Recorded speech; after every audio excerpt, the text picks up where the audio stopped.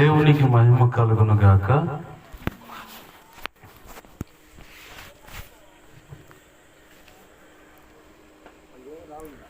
మంచిది. చప్పట్లు ఎందుకు కొట్టించుకోను అంటే, మనం ఈ చేతులతో చప్పట్లు కొట్టి దేవుణ్ణి మాత్రమే మహింపరచాలి. ఎవరిని? దేవుణ్ణి మాత్రమే. మనుషునికి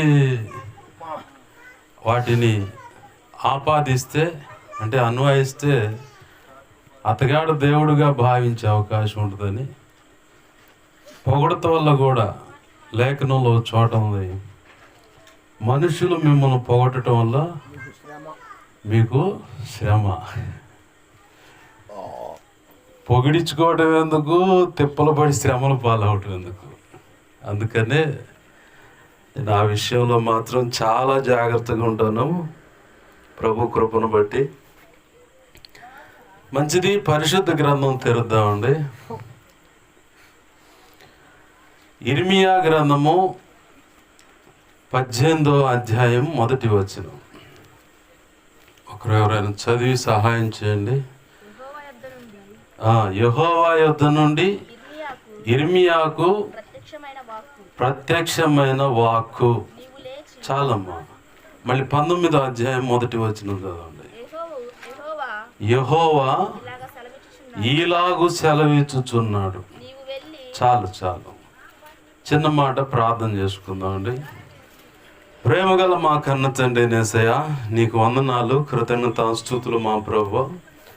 నీ మహా ఉచిత కృపను బట్టి ఈరోజు ఈ సమయం ఇలా మాకు అనుగ్రహించినందుకు కృతజ్ఞతాస్తుతులు మా ప్రభువా. మీరు ఇచ్చిన లేఖన భాగాన్ని బట్టి నీ కృతజ్ఞతాస్తుతులు. ఈ వాక్యాన్ని వినవండి.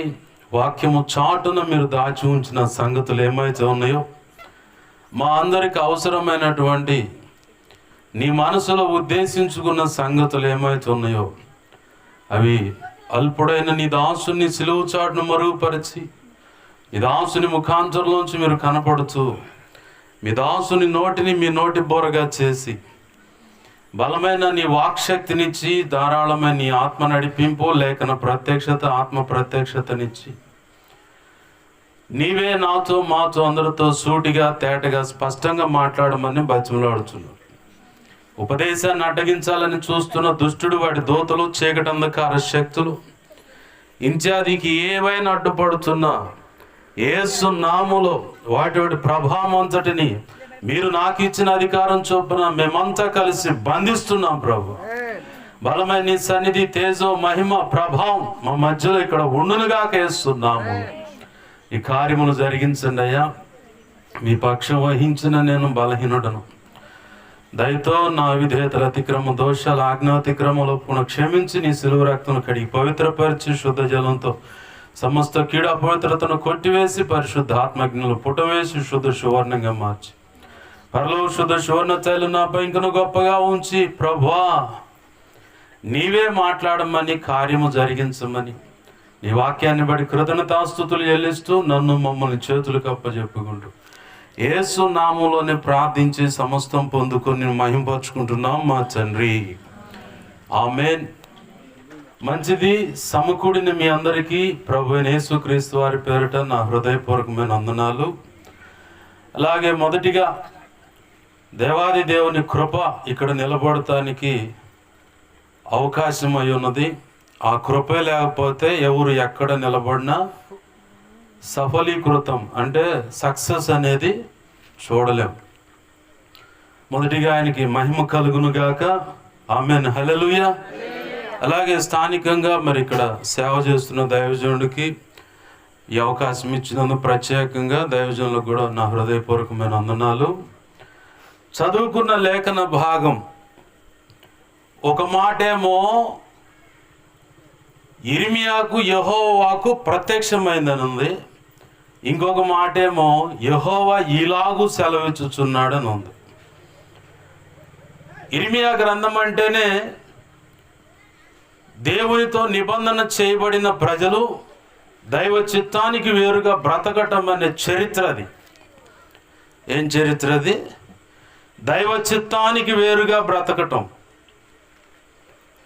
ప్రారంభంలో ఆదాము అవ్వలో ఏదెను తోటలో వారిని చక్కగా దేవుడు ఏర్పాటు చేసి సేద్యం చేయండి అంటే వ్యవసాయం కొంత భూమిని అప్పచెప్పాడు. వ్యవసాయం చేస్తుండగా ఓ పెద్ద మనిషి వచ్చి పలకరించాడు ఖాళీగా ఉన్న వ్యక్తిని. అవునా, ఆహా అట్లనా అని చెప్పి ముచ్చట మొదలుపెట్టింది ఆ తల్లి. మనందరి నెత్తి మీదకి జన్మత అనే పాపాన్ని తెచ్చిపెట్టింది. ఏం పాపం? జన్మత అనే పాపం అంటే ఆజ్ఞ అతిక్రమం అనే పాపంలో మనం బ్రతకటానికి వాళ్ళు వేశారు పునాది. అది ఇప్పటికీ కొనసాగుతూనే ఉంది. మరి అది ఎలా బయటపడగలుగుతాం? దాని నుంచి బయటపడటానికి మార్గం ఏంటంటే యేసు ప్రభు వారే ఈ భూమి మీదకి మనిషి కుమారునిగా కన్యకైన మరియమ్మ గర్భవాసాన్ని ఈ భూమి మీదకి ఉద్భవించి జన్మించి 33 సంవత్సరాల 31 సంవత్సరాలు ఎన్ని సంవత్సరాలు ఆయన బ్రతికింది? మాకు ఆ లెక్కలు అడగమాకు భాష గారు, లేనిపోయింది తేడా అవుతుంది అంటారా? 31 సంవత్సరం రాగానే జ్యేష్ఠుడు అయిన వాడు దేవునికి ప్రతిష్ఠుడు అంటే దేవునికి యాజక మర్యాదలోకి రావాలి, సేవలోకి రావాలి. అలాగైనా బాప్తిస్మం పొంది 3.5 సంవత్సరాలు ఈ భూమి మీద సేవ చేసి తనను తాను అప్పజెప్పుకున్నాడు. నీ కోసం నా కోసం ఆదిమ దంపతులైన ఆదాము అవ్వలు చేసిన ఆజ్ఞ అతిక్రమం అనే పాపం, జన్మతా పాపం. నీకు తెలియకుండానే నీలో ఉంది అది. నీకు తెలుసా దొంగతనం చేయటం ఏంటో? పసిపిల్లల్ని అడిగితే వాళ్ళకి ఏం తెలియదు. కొంత ఊహ రాగానే దొంగతనం ఏంటో తెలుసు, పాపం ఏంటో తెలుసు, బూతులాడుతుంది తెలుసు, పక్కనోడి మీద వ్యసన పడుతుంది తెలుసు. ఇవన్నీ అక్కడే ఆజ్ఞ అతిక్రమం అనే దాంట్లో దాగి ఉన్నాయి. నీ రక్తంలో ఉన్న లక్షణాలు. ఇది విరగాల, ఇది ఇరిగిపోవాలంటే రావాల్సిన ఆయన రావాలి, ప్రాణం పెట్టాలి, ఆ రక్తాన్ని ఆశ్రయించాలి నువ్వు. అంటే బాప్తీస అనుభవంలోకి అడుగు పెట్టాలి. ఆ పిదప ప్రతి వారము పరిశుద్ధమైన శరీరము రక్తము తీసుకుంటుండగా నీ రక్తంలో మార్పు అంటే నీలో ఉన్నటువంటి అంతకుముందు ఉన్న ఆ లక్షణాలన్నీ ఒక్కొక్కటి విరిగిపోతూ ఉంటాయి. ఆమెన్, హల్లెలూయా. అందుకే బాప్తిస్మం. కొంతమంది అంటారు బాప్తిస్మం అంటే అట్టుండకూడదు ఇట్టకూడదు, అరే పోయమ్మ అది ఏంటది కామెరలైన ఉడికి పెట్టినాడు పచ్చాలు రాబ్బాయి మన వాళ్ళు ఏమైంది కొద్దిగా ఆగిన తర్వాత తీసుకుందాం. ఈరోజు దైవజనుడు సాక్ష్యం ఇస్తూ ఉంటే నేను విన్నాను తండ్రి సన్నిధిలో. అర్జున్ అనే పాషి గారు చెప్తా ఉన్నాడు, చిలకలూరిపేట శాలింరాజు గారి దగ్గరకు వచ్చారంట ఒక తల్లిదండ్రులు. 17 సంవత్సరాల యవన ప్రాయంలో ఉన్న పిల్లగాడు ప్రతి నెల చిలకలూరిపేటలో బాప్తిస్మాలు ఇస్తారు. నెల ఆఖరి బుధవారం. మొన్న బుధవారం బాప్తిసం పొందుతా నాయన అని చెప్పని పొద్దున్న తీర్మానం చేసి నేను పోతానంటే ఆడిగిపోయేది 17 సంవత్సరాలు నువ్వు నిలబడి అట్టా ఇట్ట అని చెప్పి నాన్న అన్నీ చెప్పి చుట్టుపక్కల చెప్పిన వాళ్ళు మాటలన్నీ ఆడిని ఆపారు. ఆ రాత్రికే పోయాడు. ఏమైందో తెలియదు. హల్లెలూయా స్తుతి మహిమ బాగా కొడుతున్నావు మాత్రం. ఏంది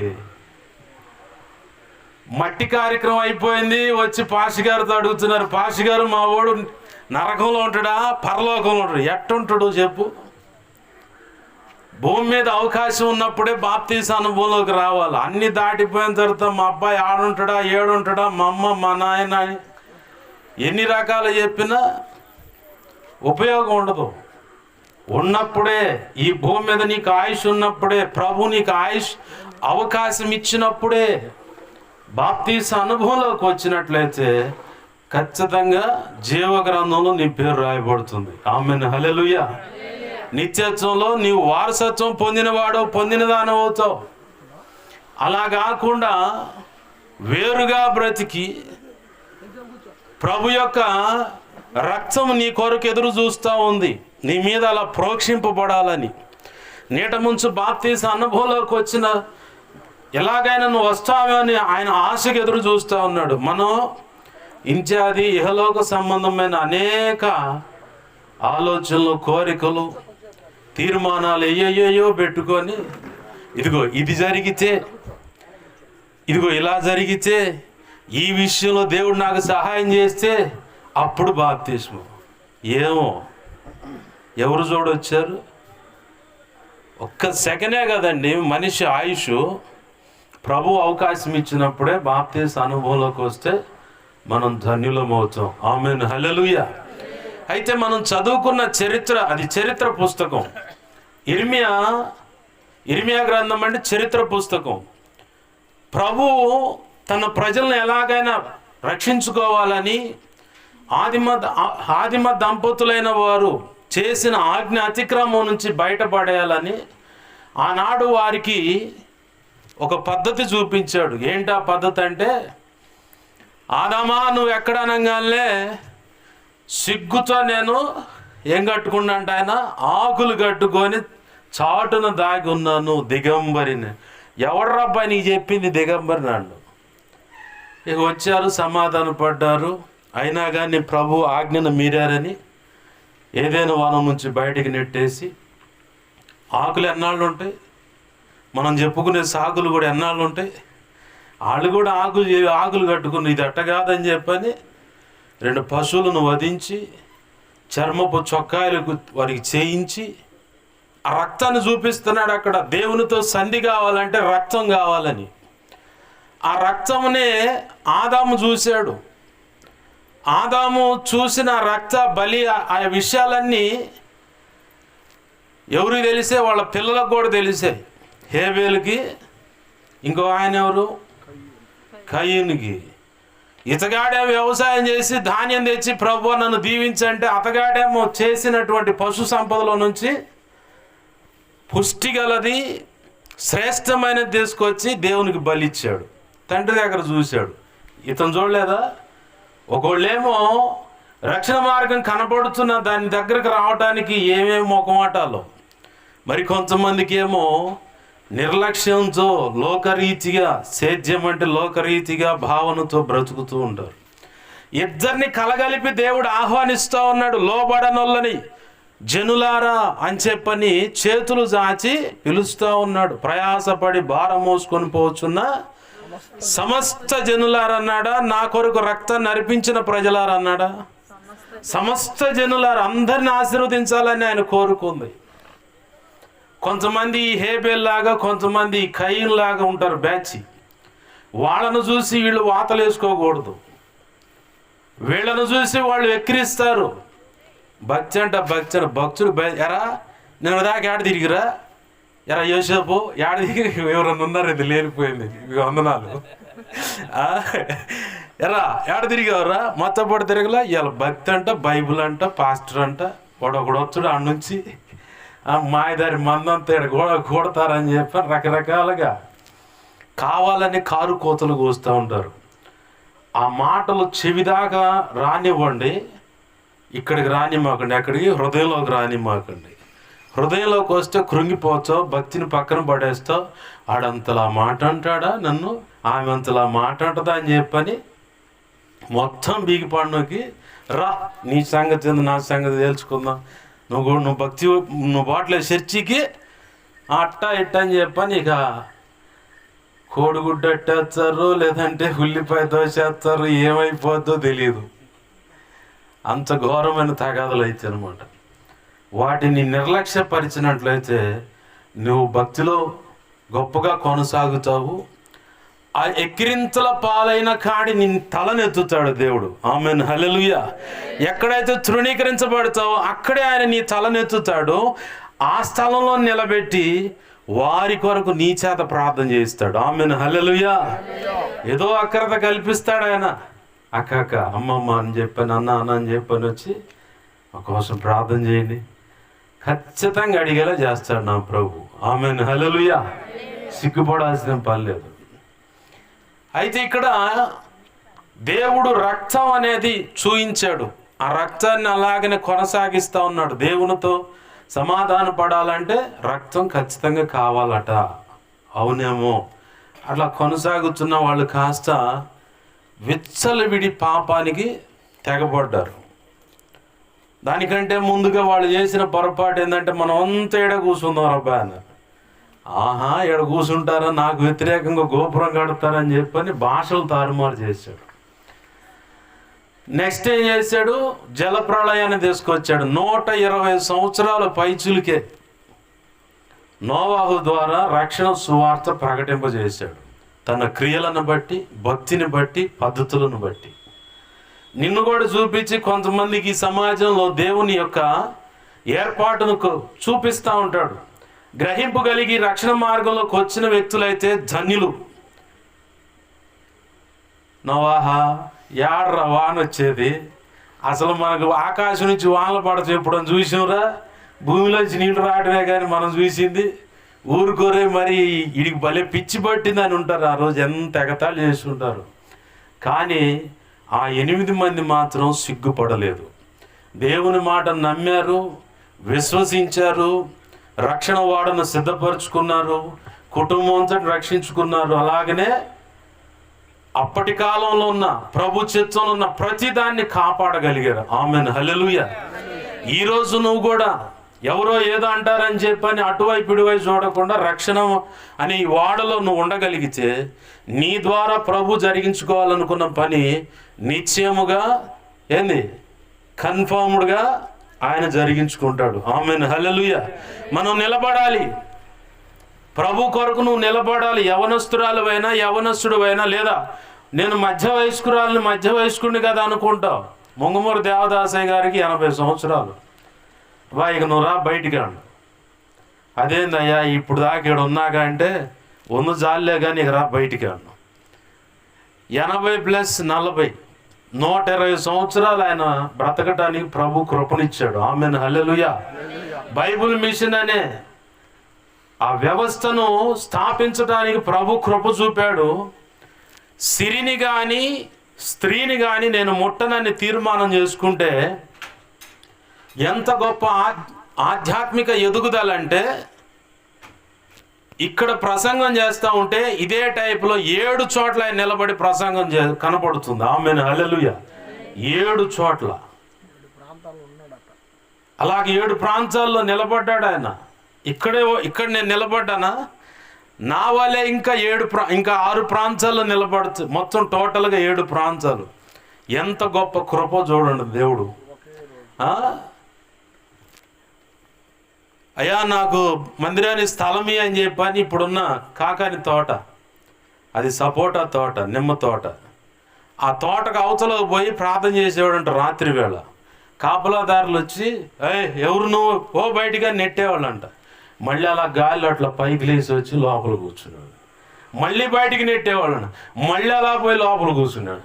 అయ్యి మనం అంతా కాపలా కాచును గేట్లు వేసి ఎట్ట వచ్చాడు అని చెప్పని. ఒకరోజు ఆత్మ కొని తీసుకొని వెళ్ళిపోయిందంటే చెన్నై ప్రాంతానికి. అయ్యగారు ఆడికి పోయింది అంటే అప్పట్లో ఏమున్నాయి, ల్యాండ్ లైన్ లేదంటే టెలిగ్రామ్ కార్డు. ఆయన కబురు పెట్టిండంటే, అయ్యా మీరు కలవరపడమాకండి, నాకేం కాలేదు, ఆత్మ ఎందుకో ఈ చెన్నై ప్రాంతానికి తీసుకొచ్చింది, నేను ఎక్కడున్నాను వస్తాను, దేవునికి మహిమ కలుగును గాక. హల్లెలూయా. నా వయసు ఎంత ఉందని దిగులు పడమాక, నిన్ను కూడా వాడుకుంటాడు ఆయన. ఆమేన్, హల్లెలూయా. యవన ప్రాయంలో నువ్వు గనక కరెక్ట్ దేవుని కొరకు నిలబడితే ఇంకా గొప్పగా వాడుకుంటాడు ఆయన. అనేక యవనస్తుల్ని ఆయన వైపు ఆకర్షించుకోవడానికి నీ సాక్ష్యాన్ని బట్టి, నీ భక్తి తీరును బట్టి ఆయన అనేకులను సంపాదించుకుంటాడు. మనం ఏం చేస్తాం, అట్లా ఇట్లానే సాగులు చెప్తూ ఉంటాం.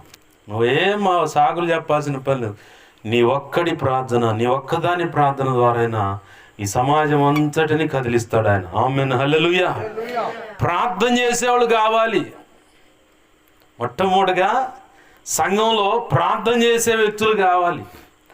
ప్రార్థన చేస్తుంటే ఇక ప్రార్థన చేసేవాడు పాపం చేయలేడు, పాపం చేసేవాడు ప్రార్థన చేయలేడు. ఒక భక్తుడు సూక్తది ఏంటంట, ప్రార్థన చేసేవాడు పాపం చేయలేడు, ప్రార్థన చేసేవాడు పడిపోయినట్లేదు.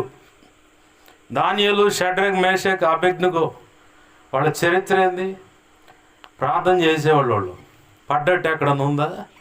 ఫలానా అమ్మాయితో పాపం, ఫలానా అబ్బాయి, ఇట్లా ఏమైనా రకరకాల చరిత్రలు ఏమైనా ఉన్నాయా? ఏమి లేవు. ఆ కాలంలో ఉన్నటువంటి ప్రతి దేశాన్ని కదిలిచ్చారు వాళ్ళు. ఆమెన్, హల్లెలూయా. వారి భక్తిని బట్టి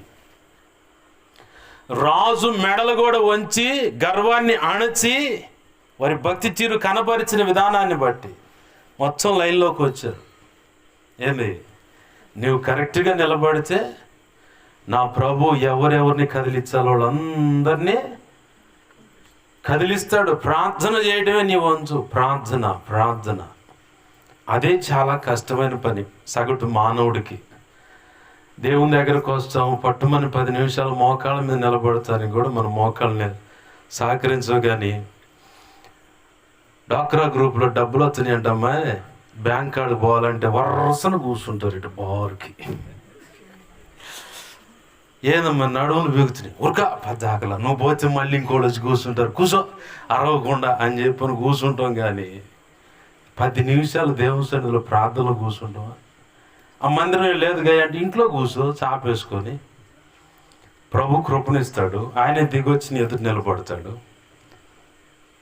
మనం ప్రార్థనా పరులవుదాం. దేవునికి మహిమ కలుగును గాక. హల్లెలూయా. నోవాహు చేసిన పని ప్రార్థనే. కానీ వాళ్ళు మారలేదు. తను మాత్రం చెప్తా ఉన్నాడు, మారలేదు. ప్రభు ఉగ్రత వచ్చింది, జలప్రళయం ద్వారా మొత్తాన్ని తుడిచిపెట్టాడు.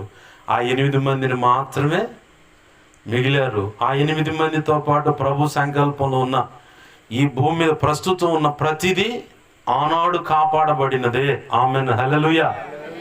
ఏమే ఈ జలప్రళయంలో నోవాహు అక్కడ హెచ్చరిక జారీ చేసిన వినల. శ్రమల పాలయ్యారు, శ్రేష్టమైన భక్తులు వచ్చారు, మోషే ద్వారా ధర్మశాస్త్రం వచ్చింది, అయినా వినల. ధర్మశాస్త్రాన్ని ఆధారం చేసుకొని ఇంకా పాపం చేయటం మొదలు పెట్టారు మన మంచోళ్ళు పెద్దలు. అలా దేవుడు చూసి విసుగు చెంది ఇర్మియా ప్రవక్త నిలబెట్టి ఇక మొదలుపెట్టి వాళ్ళ సంగతి. ఏం ప్రభు అంటే, నా కోపం ఇంతగా రగులుతా ఉంది, ఇక వాళ్ళకి శిక్ష రాబోతుందని చెప్పాడు. ఇర్మియా తడవు కంటే అడ్డం తిరుగుతాడు దేవునికి. ప్రభు నా ప్రజలయ్యా. నీ ప్రజలే, వాళ్ళు చెప్పిన మాట వినట్లేదు. నీ ప్రజలేముంది, నా పిల్లలు వాళ్ళు చెప్పిన మాట వినట్లేదు. కాబట్టి నా ఉగ్రత వస్తుందని చెప్పని ప్రకటన చేయను. ఉగ్రత వస్తుందని ప్రకటన చేస్తా ఉంటే వీళ్ళు ఇంకా పళ్ళు కొరకటం మొదలు పెట్టారా? మా మీద నువ్వు పెత్తనం చేయటానికా? మా లోటుపాట్లు, తప్పులు, ఒప్పులేంటో పెద్ద ఒప్పులు కుప్పలాగా నువ్వు వచ్చి నువ్వు అట్టన్నావు, నువ్వు ఎట్టన్నావు, అది సరి చేసుకు, ఇట్లా ఉండకూడదు, ఎట్టుంటే దేవుడు కోపడతాడు, ఎట్టుంటే ఆశీర్వదిస్తాడు. ఎరా ఇర్మియా, ఇంటిదాకా మా మధ్యలో ఉన్నవాడివేగా, నువ్వు మాకు చెప్పేది ఏందిరా అన్నట్టుగా తిరుగుబాటు చేయటం మొదలుపెట్టారు. అయినా కానీ దయగల దేవుడు ఎలా అయినా వాళ్ళని రక్షించుకోవడానికి ప్రభు యొక్క దయా సంకల్పంలో ఇప్పుడు మనం చదువుకున్న 2 లేఖనాల కాడికి ఇర్మియాని చిన్నగా మాటలతో నడిపించుకుంటా తన ప్రజలను హెచ్చరించుకుంటూ వచ్చాడు. చెట్టు చివరిగా ప్రభు అంటున్నాడు అక్కడ, ఇర్మియాకు యెహోవా ప్రత్యక్షమైన యెహోవా వాక్ అని ఉంది కదా. ఆ మొదటి ఆ మాటలో దాగి ఉన్న మర్మం ఏంటంటే, ఇర్మియా కుమ్మరివాని పొలం కాడికి బా అండు. అదేంది ప్రభు ఈడ మాట్లాడువా అంటే, పదా ఆడ మాట్లాడుతా బా అండు. కొన్ని సందర్భాల్లో దేవుడు మనతో మాట్లాడాలంటే ఒక ప్రత్యేకమైన స్థలం ఉండాలి. ఆయన అనుకున్న స్థలంలోనే మాట్లాడుతాడు. నేను ఎడున్నాక నాతో మాట్లాడు ప్రభు అంటే మాట్లాడు. నా జీవితంలో ఎన్నో అనుభవాలు అలా టీస్టాల్ గడప నేను మాట్లాడతాను. ఆడేముంటుంది చెప్పండి? ఇదిగో పలానా ప్రాంతానికి ఆడికి పని నేను మాట్లాడుతాను. ఆడేముంటుంది? ఏముండదు ఆయన చెప్పే స్థలంలో. కన్ను ఆడక బా అంటాడు. అక్కడ కొన్ని సిచ్యువేషన్స్ చూపించి అప్పుడు ఆయన మాట్లాడుతూ మొదలు పెడతాడు. ఆమెన్, హల్లెలూయా. ఇర్మియాతో కూడా ఆ కుమ్మరివాని పొలానికి బదా అండు. ఎందుకయ్యా అంటే ఆడ బా మాట్లాడుతాను. చూస్తే ఏం కనపడుతుంది నీకు? కుమ్మరివాడు మట్టి ముద్ద తీసుకున్నాడు, సారి బాగా తిప్పాడు, దాని మీద మట్టి ముద్ద పెట్టి ఆ నీళ్లు కాస్త తట్టించి పాత్ర చేయబోనుకున్నాడు, అదేమో వల్ల కాలేదు, విడిపోయింది. మళ్ళీ ముద్ద చక్కగా చేసుకొని నీళ్లు కాస్త తట్టించి ఈసారి తనకిష్టమైన ఓ పాత్రను చేశాడు ప్రభు. అంటే నా ప్రజలతో చెప్పబో, వాళ్ళు మళ్ళుకొని నా వైపు తిరిగితే చెడిపోయా మా జీవితాలు, చెల్లాచెదరై మా కుటుంబాలు, అస్తవ్యస్తంగా మారిపోయింది నా బ్రతుకు అనుకుంటున్న వారితో చెప్పి మాట, ఆ కుమ్మరివాడు ఆ మట్టి ముద్దకు చేసినట్టు నేను చేయలేనా, నాకు చేత కదా, వాళ్ళకి చెప్పు ఆ మాట. ఒకవేళ నీవు నా బిడ్డ జీవితంలో అయిపోయిందని చెప్పని దిగులు పడుతున్నావేమో, దేవుని చేతిలో పెట్టు, దేవునికి అప్పచెప్పు. శ్రేష్టమైన ఆయనకి ఇష్టమైన పాత్రగా, అంటే ఆయన తన మనసులో ఉద్దేశించుకున్న తన సంతోషం పరిపూర్ణమయ్యే రీతిగా నీ బ్రతుకును ఆశీర్వదిస్తాడు, నీ కుటుంబాన్ని ఆశీర్వదిస్తాడు. ఆయన చేతికి అప్పచెప్తే, ఆయన చేతికి అప్పచెప్పాలా. మనమేం చేస్తాం, ప్రభువా ఇదిగో నీకు అప్పచెప్పానని చెప్పని. ఆ మధ్యకాలంలో పెద్ద ఆవిడ పొలానికి పోయి అడవి ప్రాంతం, పొలానికి పోయి కట్లేరుకుంది. పోవడానికి ఇంటికి రావడానికి బండి లేదు. ఆమె అదృష్టం బాగుండి బాగా ఎండాలేటప్పుడు ఒక జీబు వస్తుంది. ఆ జీబు ఆపింది, ఎక్కింది. అమ్మ ఏ ఊరు అంటే ఫలానూరు అయ్యా. ఒక్కదాన్ని వచ్చి ఇంకెవరు రాలేదంటే, ఎవరు రాలేదయ్యా, నేను ఒక్కదాన్ని వస్తున్నానని. ఎందుకు ఆయనకు డౌట్ వచ్చి అద్దంలోంచి చూస్తాడు. ఎదురుంటుందిగా మిర్రర్, మధ్యలో డ్రైవింగ్ చేస్తానంటూ ఫ్రంట్ మిర్రర్ ఉంటుంది లోపల. ఆ మిర్రర్లో, ఆ అద్దంలో నుంచి చూస్తూ ఉంటే ఏమో కట్టెల ఆ మోపు నెత్తి మీద పెట్టుకొని కూర్చుందంట జీబులో. మన పద్ధతి కూడా అట్నే ఉంటుంది. ఏసయ్యా నీకు అప్పచెప్పానని చెబుతాం, మళ్ళీ నువ్వు ఏడ మోస్తావు, ఇంతమంది భారం నేనే మోస్తా అని చెప్పని మనమే మన తెలివితేటలు, మన ప్రయత్నాలు, మన బుద్ధి, మన శక్తి అన్నీ ఉపయోగపెట్టి తెచ్చుకోవాల్సిన తిప్పలన్నీ తెచ్చుకొని మళ్ళీ ఆయన దగ్గర కూర్చునేమయ్యా నీకు అప్పచెప్పానుగా, ఎందుకు నా బ్రతికిట్ట చేసావు, నా కుటుంబాన్ని ఎందుకు ఇలా చేసావు, మాకెందుకు ఈ గతి, ఏ ప్రశ్నలు అడుగుతాం. ఆయనకు అప్పచెప్పాను, కుదురుకున్నావుగా. ఆయన చేసేదాకా ఓపిక పట్టం, మనంత ఆతృత అంత ఏం లేదు. ఇన్స్టెంట్ ఇప్పుడు వచ్చింది అంతే వ్యవహారం. ఒకప్పుడు ఇంట్లో చపాతీలు చేసేవాళ్ళు, ఇప్పుడేముంది, బజారుకి పోతే 50 రూపాయలు పెడితే ప్యాకెట్ చపాతీలు వస్తుంది. ఒకప్పుడు మినపప్పు నానబోసి అంత ఇది చేసేవాళ్ళు, ఇప్పుడేముంది, కేజీ దోశ పిండి 50, ఇడ్లీ పిండి 50, గారె పిండి 50, పునుగుల పిండి 50. అంత ఇన్స్టెంటే, అంత అప్పటికప్పుడే. ఒకప్పుడు ఆవకాయ పచ్చళ్ళు పెట్టాలంటే పెద్దలు ఉన్నారు తలబడినోడు, వాళ్ళని కనుక్కొని అమ్మ నాకు పచ్చళ్ళది పెట్టడం నేర్పోయని చెప్పని కూర్చొని వాళ్ళకి చేత అవన్నీ నేర్చుకొని మరి ఆవకాయ పచ్చళ్ళు ఎన్ని రకాలు ఉంటే అన్ని రకాలు పెడతాం పూనుకోడు. ఇప్పుడేముంది, పచ్చడి పెట్టండి, ఏంది పచ్చడి పెట్టేది, ఆ బజారుకి పోయి తెసరా. కూర ఉండవి అంటేనే కూర ఉండను, మంచి కోడలు ఉంది, బజారుకి కూరలు కూడా రెడీగా ఉన్నాయి, వండి ఆడ పెట్టున్నారు. ఒకప్పుడు ఏ ఇంట్లో చూసినా 10 మందికి తక్కువ ఉండరు పిల్లలు. ఇప్పుడు ఒక్క పిల్లగాడిని గంటానికి ఆడపిల్లను బతిలాడాల్సి వస్తుంది మొగుడు. నీకు దండం పెడతానే, వంశాంకురం లేకపోతే మా అమ్మమ్మ ఇది నన్ను దులుపుతున్నారే, నీకు దండం పెడతానే అని చెప్పని ఒకప్పుడు పెద్ద అయిన ఒక్కళ్ళు లేదా ఇద్దరు ముద్దు, ఇంకంతకంటే వద్దు నినాదం పెడితే, నేడు మన సీఎం గారు ఎంతమందినైనా సరే ఎవరు ఎంతమంది ఆకింది ఇక్కడ ఒక్కళ్ళకే బతిలాడుతున్నారు. ఎందుకు ఈ మాటలు అంటున్నానంటే, నీవు చేయాల్సింది ఆయనకు అప్పచెప్పు. కొంతమంది జీవితాలను మనం గమనిస్తే వాళ్ళ జీవితాలు పతనమైన పరిస్థితుల్లో కనపడతాయి. కానీ ఈ కుమ్మరవాని పొలం దగ్గర ఇర్మియా చూస్తున్న ఆ అనుభవంలో, ఒకవేళ నీవు కూడా కుమ్మరవానికి అప్పచెప్పినట్లుగా, అంటే పరమ కుమ్మరైన యేసయ్యకు మన జీవితాన్ని అప్పచెప్పుకుంటే ఖచ్చితంగా బాగు చేస్తాడు.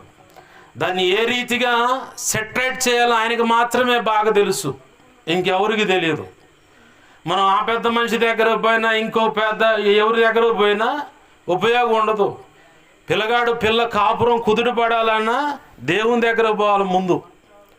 పిల్ల జీవితం సెట్ అవ్వాలన్నా, మంచి సంబంధం కుదరాలన్నా ముందు దేవుని దగ్గర పోవాలి, ఆయనకు అప్పచెప్పాలి నువ్వు.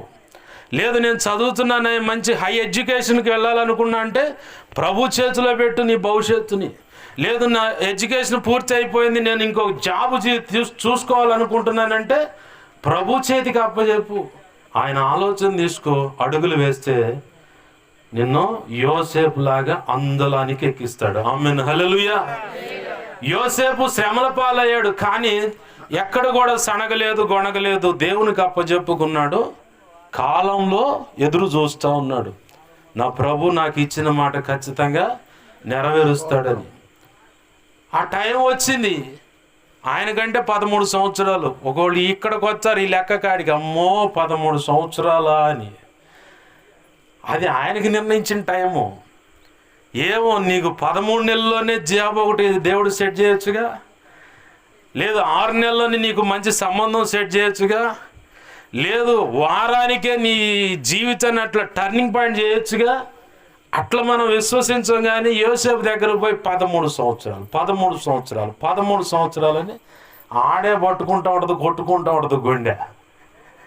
దయచేసి విశ్వాసముతో ఆయన వైపు తిరిగి ఆయన పాదాలు పట్టుకొని, నీ ప్రతి సమస్య పాడైపోవచ్చు, జీవితం అంతా దేవునికి అప్పచెప్పుకుంటే ఖచ్చితంగా నీ జీవితాన్ని పరిమళ సువాసనగా, నీ కుటుంబాన్నైనా, నీ భవిష్యత్తునైనా, ఇన్కేస్ సంఘాన్నైనా సరే, సేవా పరిచర్నైనా సరే ఆయనకు అప్పచెప్పి ఆయన జోక్యానికి నువ్వు గనక అవకాశం ఇస్తే ఖచ్చితంగా నా ప్రభు ప్రతి మార్గం సరళం చేస్తాడు. ఆమేన్, హల్లెలూయా.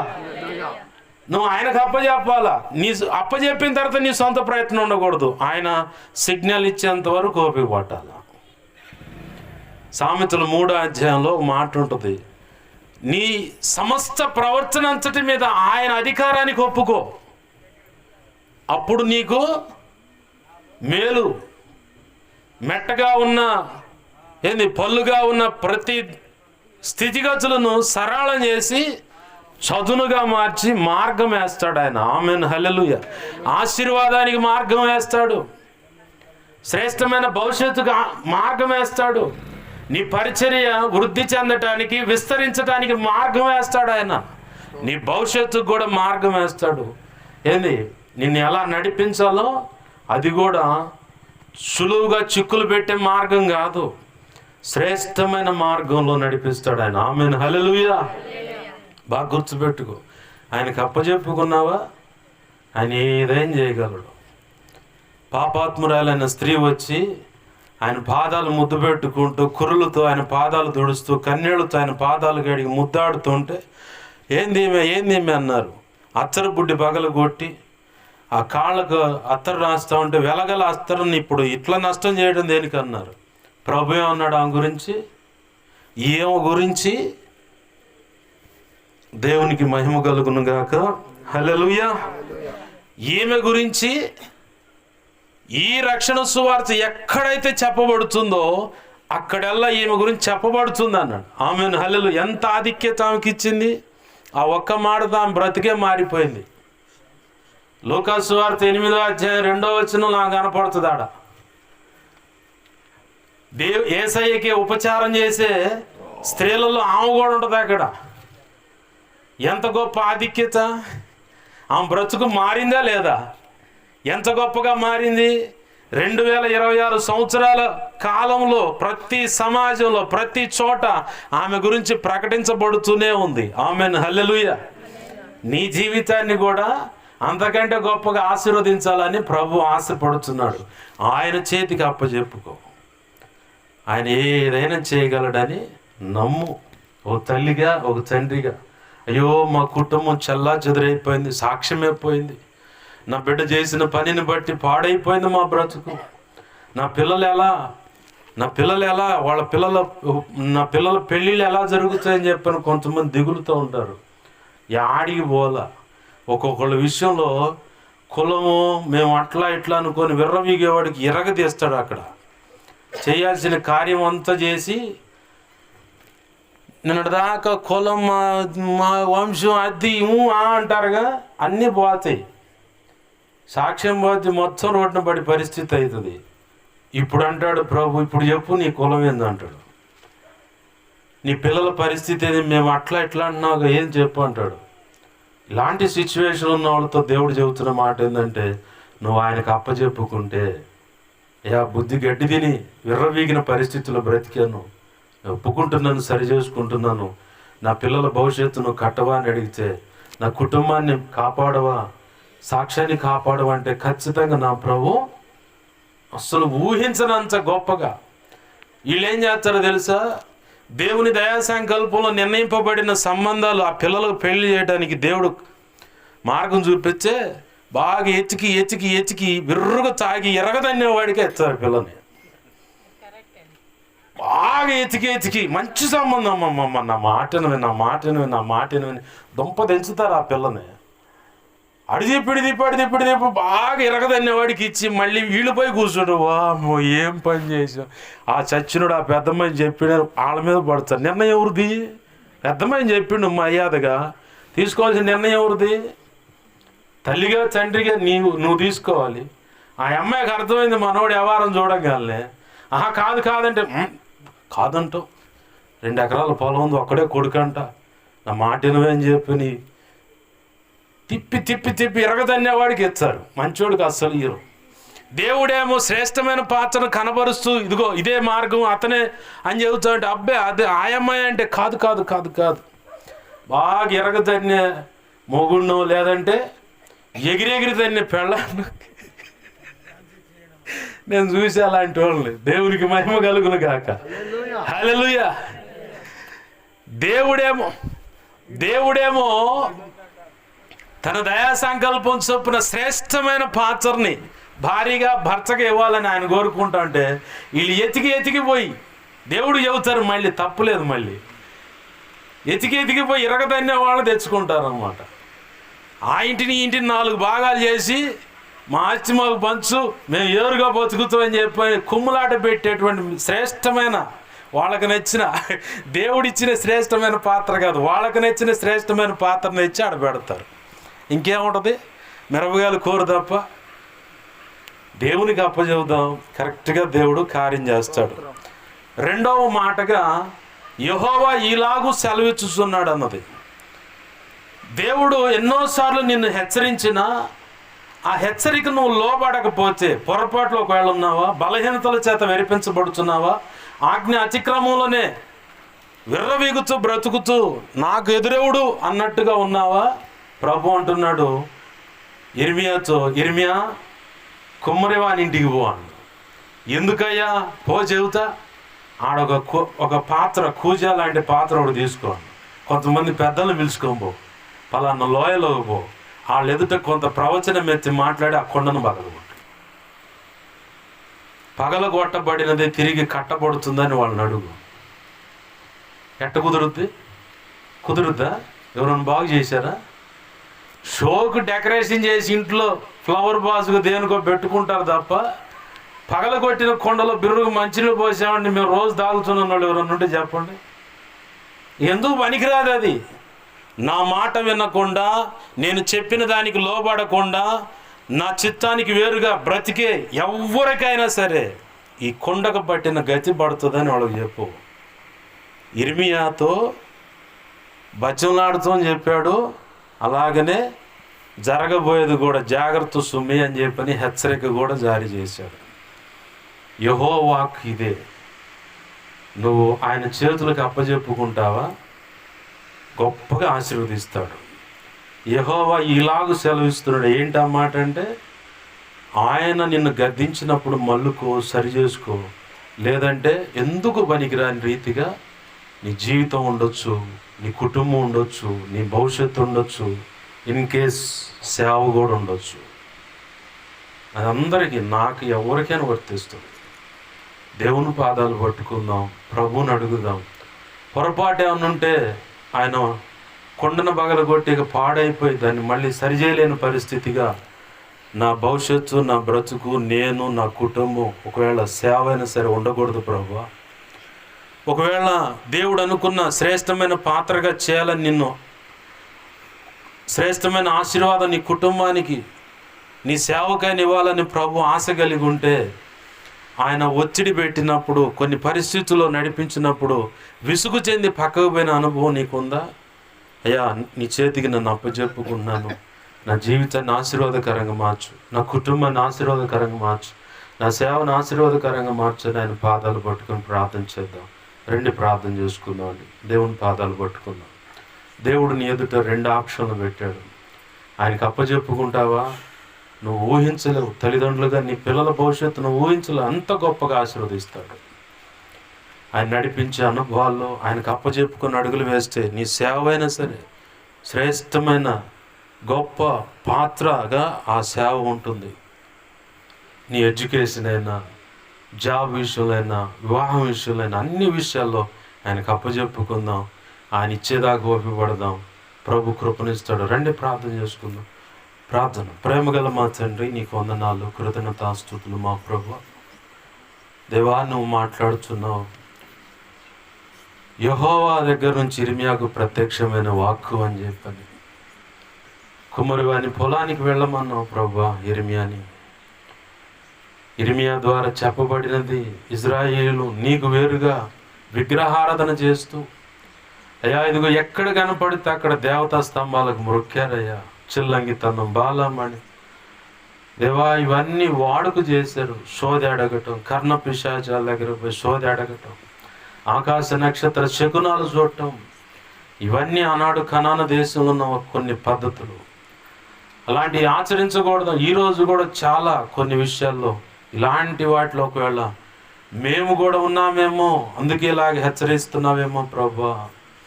నీకు అప్పచెప్పుకున్నట్లే అప్పచెప్పుకొని, అయ్యా నువ్వు అనుమతించినటువంటి అనుభవాల్లో తాళలేక నిలబడలేక పక్కకు తొలిపోయామేమో.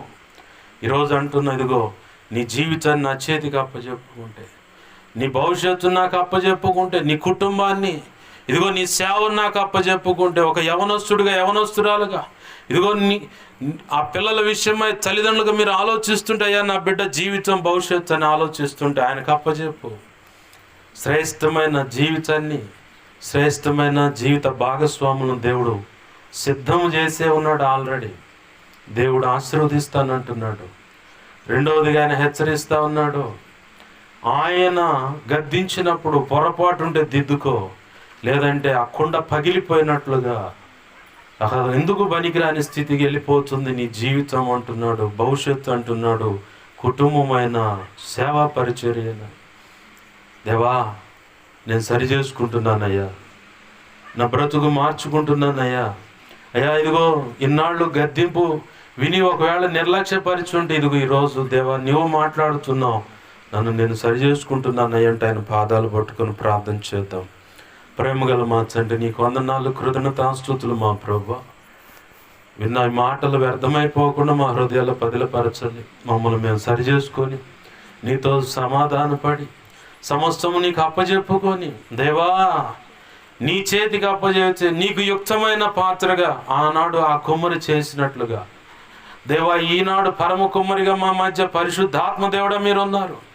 మమ్మల్ని మీకు అప్పచెప్పుకున్నప్పుడు పాడైపోయింది, శిథిలమైపోయింది, ఇక మాకు దిక్కే లేదనుకున్న పరిస్థితిలో కూడా నీకు అప్పచెప్పుకుంటే ఎవరు ఊహించినటువంటి గొప్ప ఆశీర్వాదకరమైన పాత్రగా అయ్యా మమ్మల్ని చేస్తావని, కుటుంబాలను చేస్తావని, సేవ పరిచయం చేస్తావని ఈరోజు మాట్లాడుతున్నాం.